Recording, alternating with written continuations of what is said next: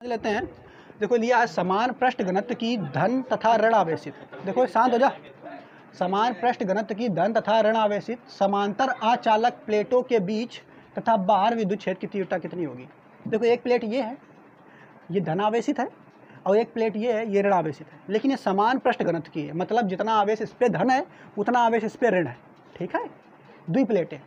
अब इसमें पूछा है कि अगर हम इसके बाहर पहले निकालेंगे विद्युत क्षेत्र की तीव्रता, बाहर का मतलब ये दोनों प्लेटों के बाहर इधर कहीं, और फिर कहाँ निकालेंगे, इसके अंदर विद्युत क्षेत्र की तीव्रता निकालेंगे।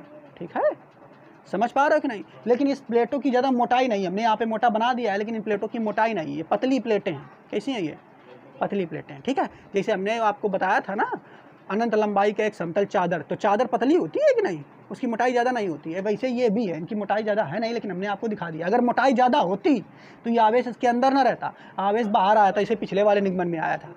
समझ पा रहे हो कि नहीं। तो अब भैया हम यहाँ पे निकालेंगे विद्युत क्षेत्र की तीव्रता। मान लेते हैं बाहर एक बिंदु है P, यहाँ पे माना बाहर एक बिंदु P, थोड़ा पास ले लेते हैं, ये बाहर एक बिंदु है P। ठीक है, यहाँ पे देखिए बाहर एक बिंदु है P, यहाँ पे हमें विद्युत क्षेत्र की तीव्रता निकालनी है। कहाँ पे निकालना है, बाहर, यानी प्लेटों के बाहर हमें निकालना है। ठीक है, तो अगर बाहर निकालोगे तो देखो कैसे निकलेगा। ठीक है, पहले यहाँ पे समझिए। देखो ये वाली जो तुम्हारा जो P है, P बिंदु, इस पर अगर हम कोनो धन आवेश लाएं, ऐसे सोचना है आपको, अगर यहाँ पे धन आवेश लाएं तो ये वाली प्लेट क्या करेगी, ये पहली वाली प्लेट, बताओ ये पहली वाली प्लेट क्या करेगी। पहली वाली प्लेट इस आवेश को क्या करेगी, ये वाली प्लेट, ये वाली प्लेट इसको धकियाएगी, उधर को धकियाएगी कि नहीं, यानी ये वाली प्लेट इसको धकियाएगी इधर को, ऐसे। ठीक, धकियाएगी कि नहीं, बात समझते रहना मेरी। ठीक है, जबकि ये दूसरी वाली जो प्लेट आपको दिख रही है, दूसरी वाली जो प्लेट दिख रही है, ये वाली, ये क्या करेगी, ये पास बुलाएगी, आकर्षित करेगी। ठीक, तो ये वाली पास बुलाएगी।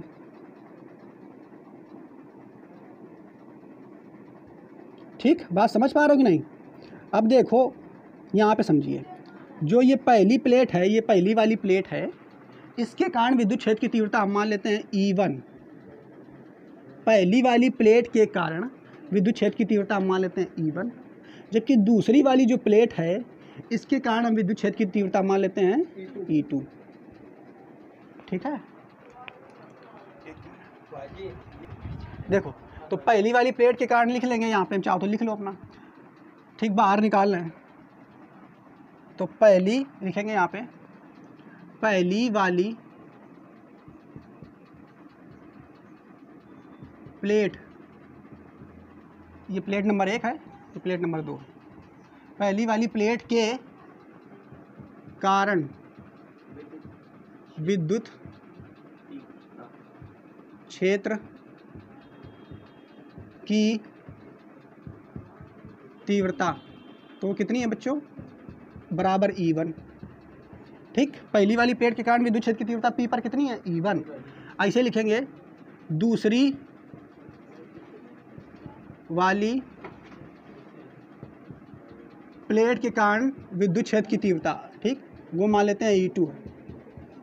समझ पा रहे हो। अब एक चीज़ देखो, अब यहाँ पे एक और चीज़ समझिए, हमें P बिंदु पर कुल विद्युत क्षेत्र की तीव्रता चाहिए।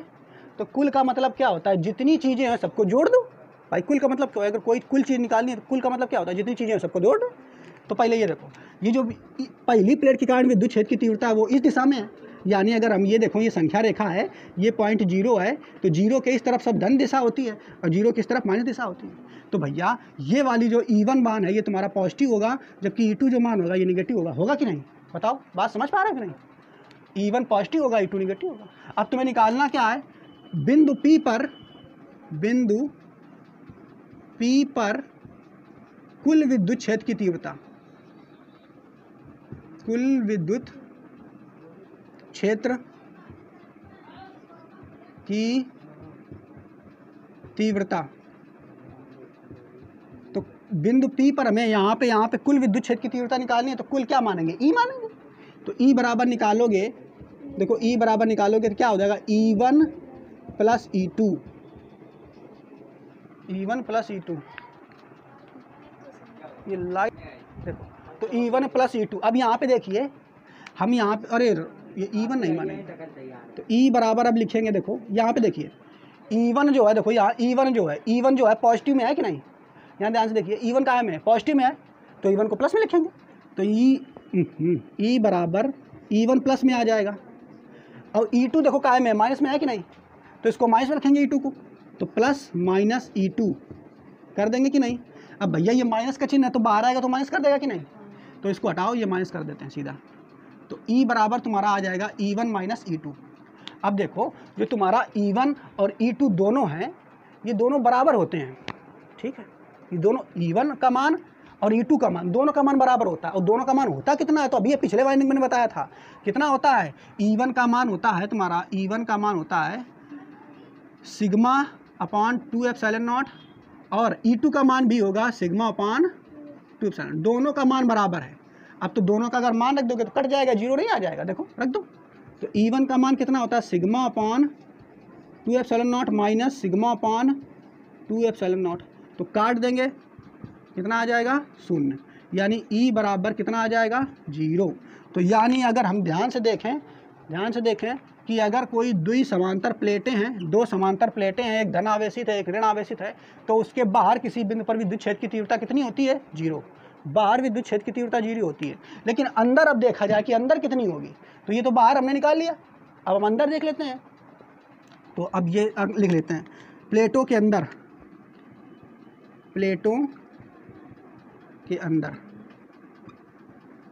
तो अब प्लेटों के अंदर हम निकालेंगे तब तो कैसे निकलेगा। यहाँ पे मान लेते हैं प्लेटों के अंदर यानी प्लेटों के बीच में, ठीक।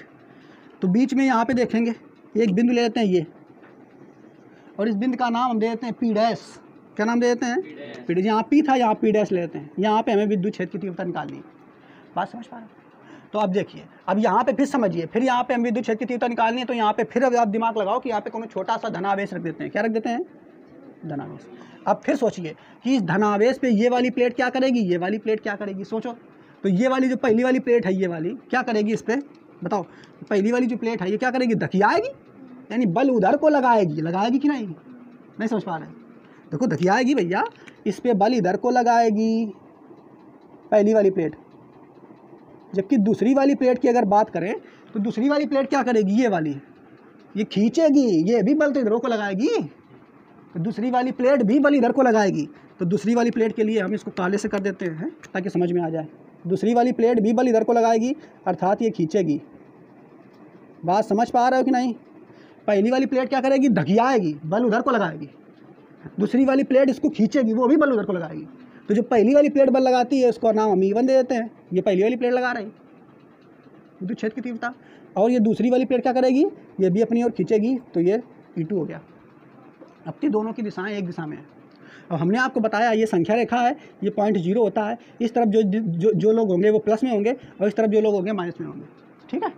तो बाहर विद्युत क्षेत्र की तीव्रता निकालेंगे, तो फिर लिखेंगे अब अभी तो पता है कि ये E1 क्या है, पहली वाली प्लेट के कारण विद्युत क्षेत्र की तीव्रता, E2 क्या है, दूसरी वाली विद्युत क्षेत्र की तीव्रता है।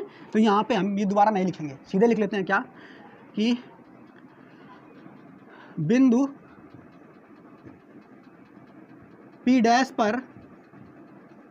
पर दोनों प्लेटों के कारण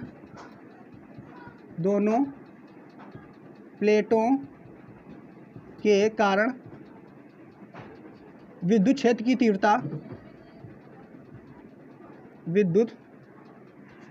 की तीव्रता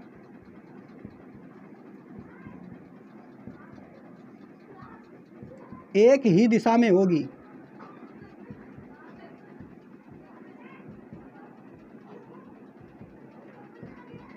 बात क्लियर है ना, ठीक है। यानी बिंदु P पर दोनों प्लेटों के कारण, इस प्लेट के कारण और इस प्लेट के कारण विद्युत क्षेत्र की तीव्रता जो है एक ही दिशा में होगी, ठीक। अब यहाँ पे लिखेंगे अतः P डैश पर कुल विद्युत क्षेत्र की तीव्रता